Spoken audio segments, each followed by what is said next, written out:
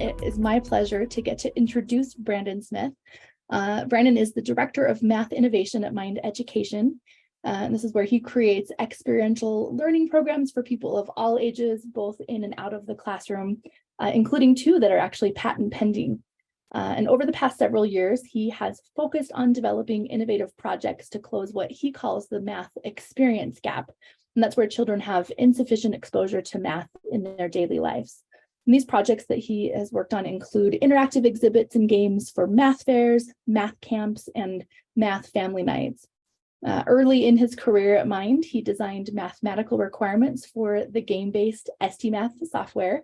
And then he also led a national rollout of our 6th grade STMath curriculum.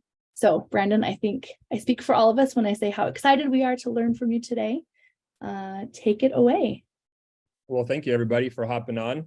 So we're going to have some interactive spots, a chance to touch and feel and play some games. You'll see some STMath, but this session isn't just about STMath. The goal for me is that we can have some really tangible takeaways.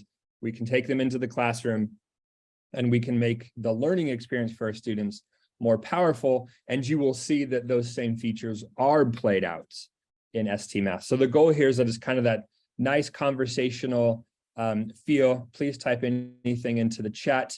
As we dive in for feedback, I think it's important not just to dive into, well, how do I give it? It's what am I giving it for? What's the purpose? Because then it adds some context into kind of the nuts and bolts of it. So my hope here is that we walk away enthused for the work we'll have coming up in the school year. We're excited. We get some insightful, maybe challenges our thinking a little bit, and we walk away with some pragmatic steps. And in order to pull that off and add the context, I want to start with a really big idea in mathematics. It's really simple to say, but it's profound in the implication. And that is learning is built, not transferred. So here's the message of hope. Have you ever had those that just, it's not your day in the classroom? You've taught the lesson, you're just like, oh, I don't think that worked. And you feel that the pressure of like, oh, if I just explained this better, it would have helped my kids learn. The message of hope here is that it's not all on our shoulders to give the best demonstration, illustration, or explanation, because a lot of times when we do that, we're trying to transfer the information that's in our mind over to the students. We're hoping that if we explain it well, they get it right away. And what I'm saying is let's flip the model that students need to construct the connected web of ideas in their minds for themselves. We can't take what's in our mind, almost like use our words or our whiteboard as if we're transferring the information into their brains like a USB drive. The brain doesn't gather and build experiences and learning in its mind quite like that. The reason this is really powerful is, I don't know about you, I get stuck in this a lot. I still have to catch myself, is I always hope that I give the best analogy, the best explanation, the best whatever, so that people get it right away. You know what I mean? Like that immediate and initial aha moment. And that is a sign that we've transferred the file cleanly. It's like the USB drive didn't freak out when we tried to fill it up with information, but the brain does not fill full. Our goal as educators is not to fill the brain up, is to open up student capacity to build all those connections for themselves. So let me just give a little bit more of context and justification around this idea. But in order for this next part to work, I need, if you can use an emoji, or if you have your camera on, a thumbs up. Do you have, or quote unquote, do you know someone with the maturity level of an elementary school child? I need somebody to give me a thumbs up, an emoji of some kind, or just straight up, because it's real. This part's really important. If we don't have elementary level maturity level, this next bit isn't going to quite work. But we want to demonstrate what it looks like for learning to be built and how powerfully human this concept is. All right, so here we go. Okay, it looks like Rebecca actually gave a real chuckle, which is good because she hadn't seen this one before. Okay, you can put this into the chat. You can use the emoji. We just need Phyllis, thank you. We just need somebody to say that this, I don't even care if you're just laughing at me and trying to make me feel good. I just need somebody to say it was funny. Vanny, thank you. The question is, if in order for learning to be built, what is it about this little joke that's funny? Beyond the elementary school level maturity, here's how the brain works. The brain builds these connected webs of ideas, in this case, around the idea of regular. So you've got all the mathy stuff, the polygons, squares, equilateral triangles, angles, sides. You might also have, if you remember back in the day, remember regular versus unleaded gas? Anybody? Am I the only one? Back in the day.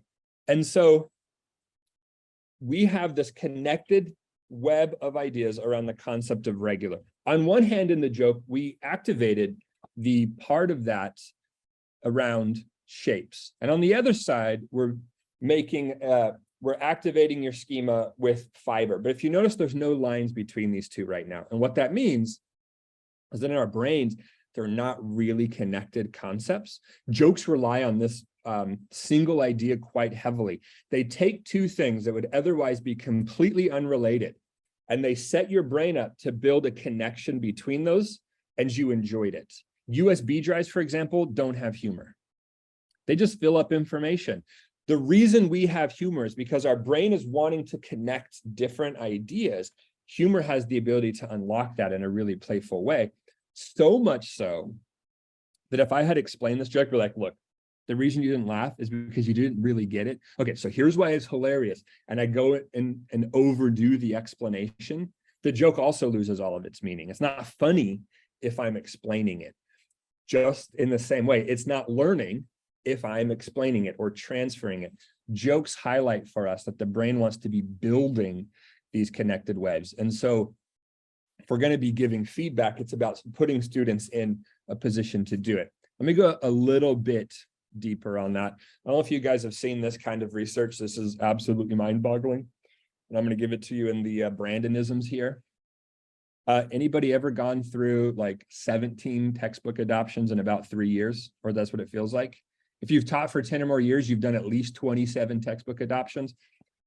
This research out of Harvard essentially says this: if it looks and feels like a textbook, it doesn't really matter which one you pick. They tested this with 4th and 5th graders, including teachers who used the textbook with more fidelity, teachers who liked one textbook more than the other, and the ultimate learning on students was the same. Now, if you're like me, my first thought was, well, okay, maybe the textbooks were terrible. What if these were textbooks that had nothing but words in them and kids just couldn't read it or understand it? But other research actually says if you start adding all those visual explanations in textbooks, you're not really getting any new gains. So all the work we've done with textbooks where it's highly language-based, where you basically had to have a law degree to understand what was being said, we started moving and shifting in education. Let's put more pictures, let's put more visuals. And what this is saying is visuals are great, but they're not actually building the additional depth of learning. So what is it that's going on here is we keep trying to explain it. The textbook author has the pressure to explain it well enough that the reader understands it. If we're the one doing the writing of the visual on the board, we are the ones doing the learning. The kids are just having to absorb it, and that is trying to solve the transfer problem. And as a result, the learning isn't happening for students. Ultimate punchline here in this idea that learning is built, not transferred, is just think of it this way I think about it. It's easy come, easy go. The more we try to explain it really, really well to kids to make their learning easier so that they get it right away, the easier it is for that learning to not stick. It's going to leave or not, or short circuit for students even more. This puts the pressure, or takes the pressure off of us, I think, because it's not about having that perfect lesson or that perfect day where we're trying to explain everything perfect and we felt on top of the world. So what is it, if we're going to go into this world of learning is built, not transferred, what is it that we need to lean into? And as we get into feedback, the thing we need to lean into, even before we fully get into how we pull the feedback off, the first sort of piece of the puzzle here is we want to lean into mistake making. This one's really weird. But students are going to build better connections as they're making meaningful missteps. Now, when I say formative mistakes, not all mistakes are good. If I make a wrong turn and drive off a cliff, I can't really learn from that one very well. Formative mistakes are those light, temporary mistakes that it just feels expected, inherent, but I can overcome it. For example, I'm learning to shoot hoops. I know I can shoot the ball far enough to make a free throw, but I keep missing it, which is fine. I can learn to make it. But if I gave you the basketball and put you all the way at the end of the other court, and you had to shoot a full court shot, I can't overcome. Of course, I'm going to miss the shot, but I don't see any path forward for me to overcome that in order to start being correct. The punchline here is, rather than leaning into getting it right away, it's what are meaningful ways to play around with this right away, even if they lead to missteps, which I know is simple to say, but it's sometimes really hard to trust. Anybody else have this one where, like, you've given the kids the worksheet or something and you see that they're struggling with it, and all of a sudden you start to get antsy? I was in a classroom a couple of weeks ago and we saw it, and we were like, uh-oh, what's going on? We were hoping that we saw engaged kids, but we also were hoping that they were engaged and getting it right, which don't actually go together that much. If you just made a free throw, no matter, if all you had to do was hold the basketball and just drop it through the hoop, because you're guaranteed basically to make that, it's not going to be fun. It's not until there is struggle that engagement really even matters. And so there's just this desire for us as adults to protect our children, to protect our students. And sometimes that means we want to isolate them from struggle or mistakes. And what I'm saying is, before we lean into feedback, is let's practice opening ourselves up to them living in that. If anyone's used ST Math, you'll see exactly what I'm talking about. Students exhibiting productive struggle, stuck, figuring it out, and feeling really powerful on the other side of it. So I want us to feel this for a second. If you have a phone on you, we're going to go, oops, it went too far. There we go. If you have a phone and you want to use this QR code, we're going to have a short game to play. The goal here is to really feel what we mean about the joy and the power of mistake making. So I'm not going to explain too much. It's just, when you pull this up, you're going to have coins on the left side of the screen, and you're going to have some places to place those coins. And all you got to do is drag the coins and make all of the sums match up. If you don't have a phone on you, or you prefer to play on the device that you're on now, you can go to bit.ly -turtle sums is the name of this game. Just put a little dash in there between turtle and sums, so it's all one thing. We also have the link for you in the chat. Just give yourselves a minute to play through this. I'm intentionally not explaining that much of it to put us in that situation of like, oh, that's what I'm doing. You should feel some sort of aha, because you're going to, hopefully, you'll be able to experience what the formative mistake feels like. It's kind of the goal. So I'm going to give you just a second to pull that up on the QR code. You also have the link there in the chat. And then I'm going to switch over and talk through a little bit of that game. If you are having a difficult time accessing this, if you want to type into the chat or unmute, if you've anything that's not quite working right, please let us know. And in a second, I'll switch over. It's a great example, Tina, is we would never expect to teach our students to walk by explaining to them how to walk and then hoping that the first time they heard us say it, they just walk correctly without falling. In fact, what we would do is like, well, they're just going to have to fall. Let's make sure they're not falling on sharp glass and knives or Legos. You know what I mean? If you ever stepped or fall on Legos, it really hurts. All right, so I'm going to switch over. You guys can see the little turtle here now. If you have any questions or anything wonky, just again, reach out, let us know. All right, so here's how this game works. You've got these coins over here, and we need all the sums to match up. So in this case, 1 + 2 is equal to 3. So we have part of it given to us already. This for adults, this puzzle's not terrible. But again, because we didn't explain it, you may not have caught on right away that these sums were going in all the directions. And maybe, I don't know, you put a 3 or 4 in the wrong spot. No big deal. That's a formative mistake. It's temporary. It's light. Doesn't feel heavy if you're going to mess up. And then in this game, if you're ready to submit it, you can go ahead and type or click on the button. This game is designed a little different from ST Math. It's for kids to play with parents. So if you played ST Math, they move to the next puzzle right away. In this game, we let you sit in the right answer for a second. So you're like, Mom, look, I did it. I got it. And you're getting really excited about it. So just click to the next puzzle. This one, again, as adults, very similar. Yeah, we don't have everything filled in, but it's as predictable. If I have 3 and need to make 4, this has to be a 1. If that's a 1, to make 3, this has to be a 2. You're starting to get the idea here. To advance, again, let's check. Turtle is smiling, which is a happy dance moment. And now it's going to get really interesting. I need to make all of these match up. Kids love doing something like this, like, well, 2 + 3 is 5. I like that one. And if they like 4 + 1 is 5, they'll put the 4 first. Or if it's 1 + 4, they'll put the 1 first. And they're like, oh, yes, the 7 works, the 3 works, the 5 works. And then these vertical ones just fall apart quick. Like, what in the world is going on? And we're not explaining or telling kids how they have to solve this. It's up to them to develop their own strategy. I could tell every kid a strategy and go something like this. All right, so here's your strategy. Just always find the smallest sum first because it's easier, and then fill everything in.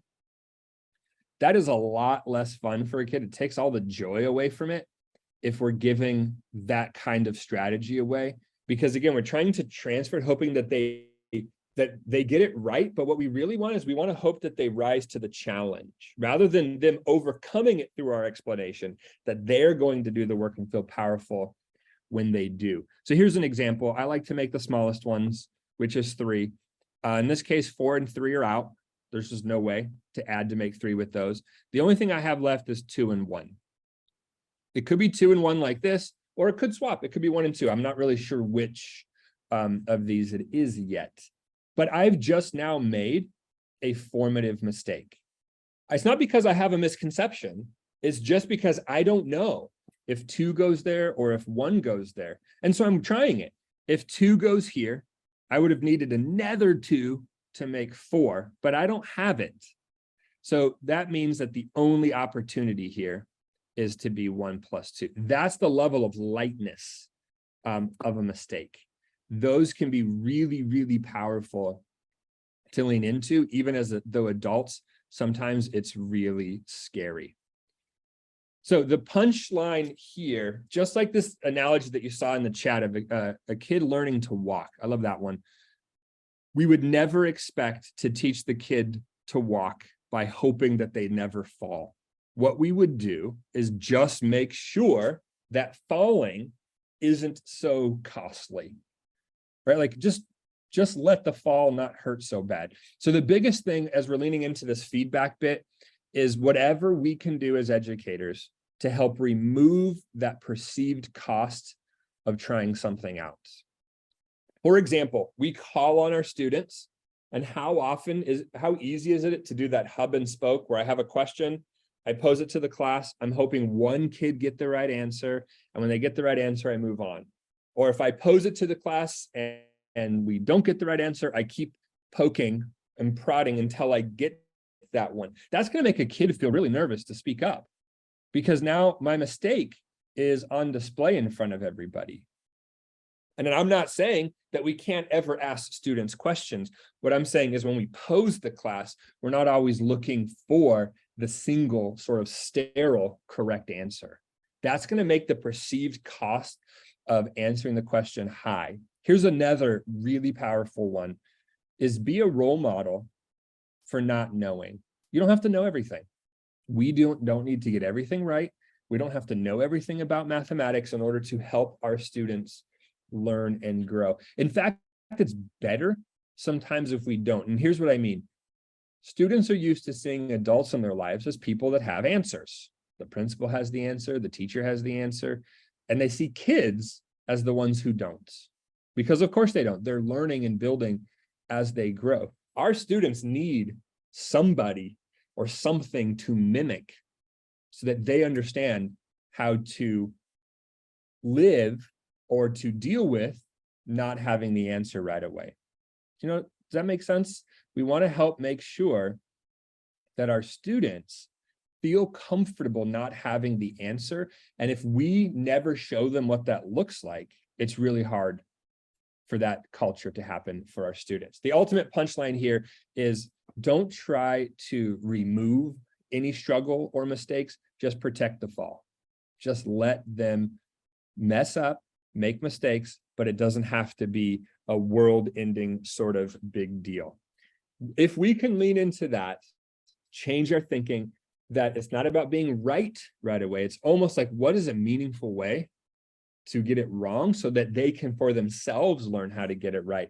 Then we're really ready to dive into the world of formative feedback, because feedback is really going to help make this process happen. So here's another game we're going to play. You're going to see the same sort of formative mistake vibes happening, but want to use this example for diving into what is it about the feedback that's helping this be a really powerful learning moment. So if you want to type in to the chat, this game is called Big Seed. So just use the exact same format as before with the dash in between the two. Use the QR code, and we will be putting the direct link into the chat if you'd like to click on it that way. Give yourselves a minute or so to play through this. Then I'll go and open that up. So if anyone's not able to access it, that's okay. I want to make sure we'll go through, talk through a couple of puzzles. And the goal is for that to unlock and give us an experience to sink our teeth into for what is it about the feedback that's making it formative. If you're having any concerns accessing or questions in the chat, please go ahead and type those in. In just a few seconds, I'll flip over and we'll talk through the game. All right, here we go. And I know everyone's like so focused now. You're welcome, by the way. I just gave you like 7 or 8 hours of mathematical play in the Turtle Sums game if you want it to be. Sorry, Rebecca, if no one's paying attention to any of the other sessions the whole day, they'll be busy playing Turtle Sums. And then I just gave you an extra bit of engagement time, which you can get super hooked on playing these. All right, so I'm going to switch over. So here's kind of what the puzzles look like. Same concept of we're not going to tell you everything to do. I'm not telling you, we're not preloading this with instructions. We're not trying to explain it as though you're supposed to be right. We actually just want you to play through it and figure out what's going on. And the goal is that you figure out what it is that we need to do to be successful. If you're having any drag issues or it's not quite on your phone, if you click on the shape and drag it, you should be able to see it flip. So in this case, I'm just flipping it horizontally. So there we go. You guys can see what this one's coming to is hello, hi, how's it going? There we are. So we're learning in this game that we flip stuff horizontally. And then you may have been posed with a puzzle like this. This one we can still solve horizontal, but there's something really powerful that happens is I now have a block worth 2, and it's always going to flip over the far edge. So now 2 becomes 4. This yellow one would do the same. Doesn't matter what the color pattern is. All it matters is if the grid is full or not. If you've made it to this one ahead of me, you probably went to do something like this and went, maybe that changes the color. What happens if I flip this? So let's just try it. We're literally just making a formative mistake. It's not that big a deal. It's like, okay, it has to flip into fully open places. This game allows you to flip left and right. You can also flip up and down. Which, by the way, if you give this to kids and let them play, They really have no issue just trying stuff, figuring it out, because it's lowering that perceived cost of messing stuff up. And now life gets really interesting. You can't just do the left and right, up and down in some simple way. I do not want to take away the joy of playing this game. There are colors over here, which may be interesting. You can flip it up and down, left and right, and you can see if you just kind of drag a little diagonal, it's a little weird to see, but it'll basically flip it over the diagonal line there, and those strategies might help. But in playing this, the goal here is, what is the feedback doing? This is so interactive. I think it's easy sometimes to not fully catch all the ins and outs. Don't read the chat, by the way. Phyllis just gave away. I'm just kidding. Spoiler alert. There's more than one way to solve that particular puzzle. Phyllis has uncovered one that's very exciting. So what is it that feedback is doing? So here's the real punchline. In order to give feedback, we need to know what the purpose is. The purpose of giving feedback is not about making sure kids have the right answer. It's making sure they can take the next step. And if they're going to be wrong in that step, so what? They can learn and build those connections in their brain to eventually start getting it correct. I know that sounds weird, but as we talk through it, I think it's so easy. For example, if we're walking around the classroom and we're seeing kids get it right. And our goal there, by walking around while they're doing a worksheet or something, for example, is to like, okay, I really want my kids to be understanding this about fractions today. And so you look around and you look for where kids have made a mistake, and you zoom in, and then you give those particular kids feedback. But what about all the other kids? Did they guess and get it right? Did they get lucky and get it right? Getting feedback when I'm correct and when I'm incorrect is equally important. Just like if I'm shooting hoops, I see it every time the ball flies through the air, makes it into the shot, or doesn't. And I see how close I am. Did I swish it? Did I bounce off the backboard? Feedback is about helping students take the next shot, even if they're not quite ready to get it right away. So the first big thing that this feedback should do, and this is built into all the games, is it lowers that anxiety to try and be right away. It's like, if I don't get it, that's fine. The feedback will help me understand this. In terms of transferring this blows my mind. How many of you have ever felt, maybe not in your current school, but once in your teaching career, the pressure to make sure that your kids are achieving at a really high level? Anybody ever felt that at least once? I mean, the answer is going to be all of us. I mean, the pressure is there. The pressure happens all the time. When we feel the pressure for kids to be right away, or to achieve at a high level, we're not pressured for kids to build their learning. We're pressured for them to master all the standards and to do well on the test. Our talking goes up, our controlling and our criticizing goes up. This is just a natural human thing. The point being is that when the system puts pressure onto us, it's easy for that pressure to reach and just funnel straight to the students. Feedback, first and foremost, should be lowering student anxiety. In other words, we can be a filter, not a funnel. When students feel that anxiety go up, my mind gets blown a lot when I read this stuff. Like, a highly anxious student is performing a year lower than what they're actually capable of. Anxiety itself is costing a year. I mean, that's weird. It makes sense, but it blows my mind that they were able to quantify that high anxiety is holding students back. And this one also is really important. Anxiety affects boys and girls the exact same way. So high anxiety in boys, high anxiety in girls, it has the same detriment. Lowering anxiety has the same improvement. And so we have to remember as teachers, especially for our female teachers, female students are going to pick up on your social cues very differently. Just like you associated with one of your parents, that parent's social cues, we are parents in proxy for our students. Our anxiety towards math is going to end up being something that they mimic. And there was one research that said if a mom told her daughter, it's all right, I wasn't good at math when I was little either. The daughter's performance, remember like Roadrunner and Wile E. Coyote, where you would keep running and then it would just fall straight down, which was hilarious because that's not how falling works. But it's like that. The student's performance, and as soon as they hear that, it just tanks down right away.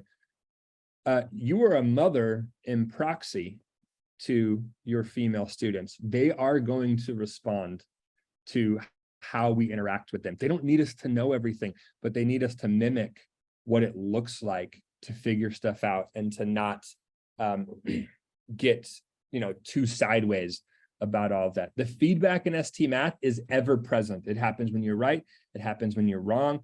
It's not a big to-do ha. It's not a big like, you're wrong. It's just donk, and you try it again.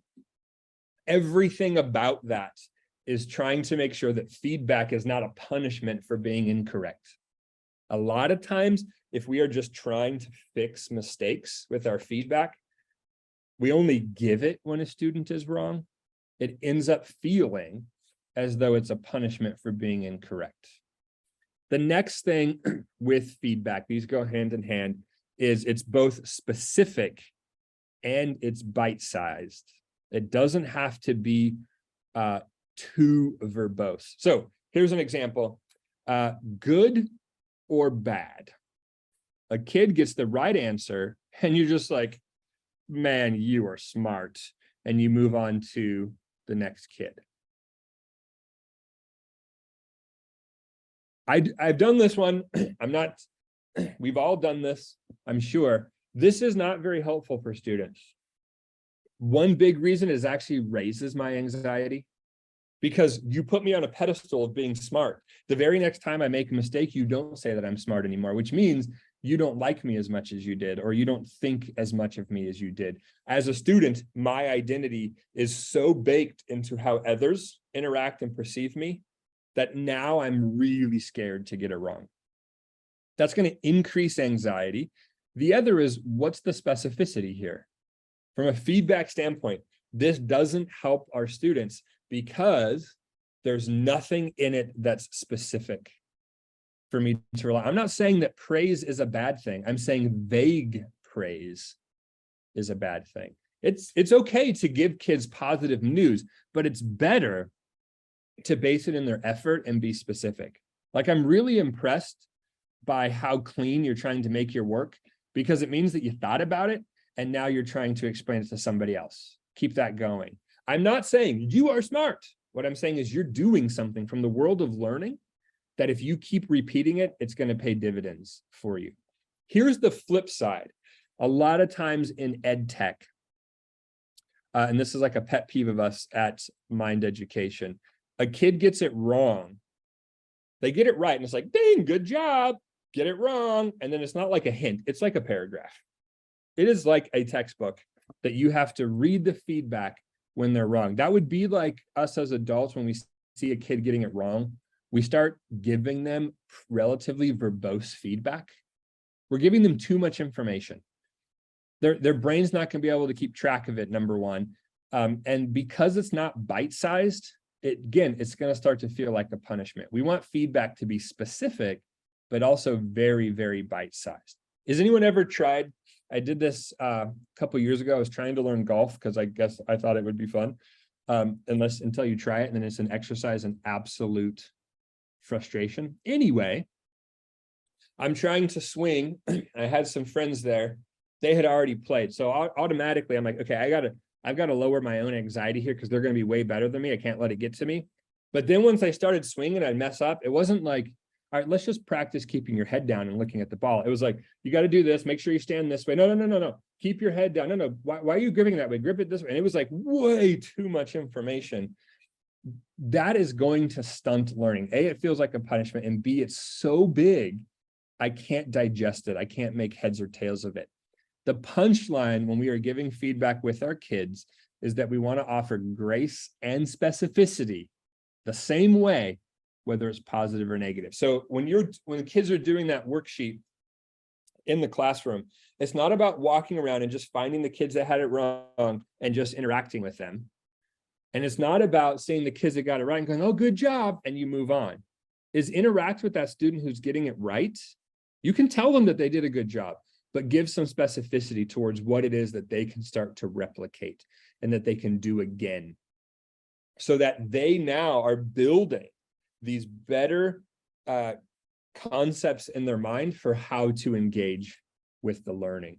If you use feedback, that moment, like, you're so smart, and you're just trying to motivate kids to keep getting it right, again, it's hard then for kids to lean into when they make a mistake. The goal of feedback is to help them solve the next problem, to take the next step, even if they're going to get that one wrong. All right, the last bit for feedback for today's session is that we want to give feedback. We want to lower anxiety. We don't want to just give vague praises. We don't want to be verbose when they're wrong. Let them continue to be a problem solver, be very specific and bite-sized. And then the last one is the feedback isn't just about getting this problem right. It's about getting better at understanding how math works. I need to be able to see and get like, oh, that's what it's trying to do. But I should also be able to solve related problems. For those of you that have used ST Math, this is what we lean into as an organization, and it's what we are able to attribute so much of ST Math success to, are the things that we're talking through, but they are principles that work outside of ST Math as well. So let me give you some non-ST Math examples this time.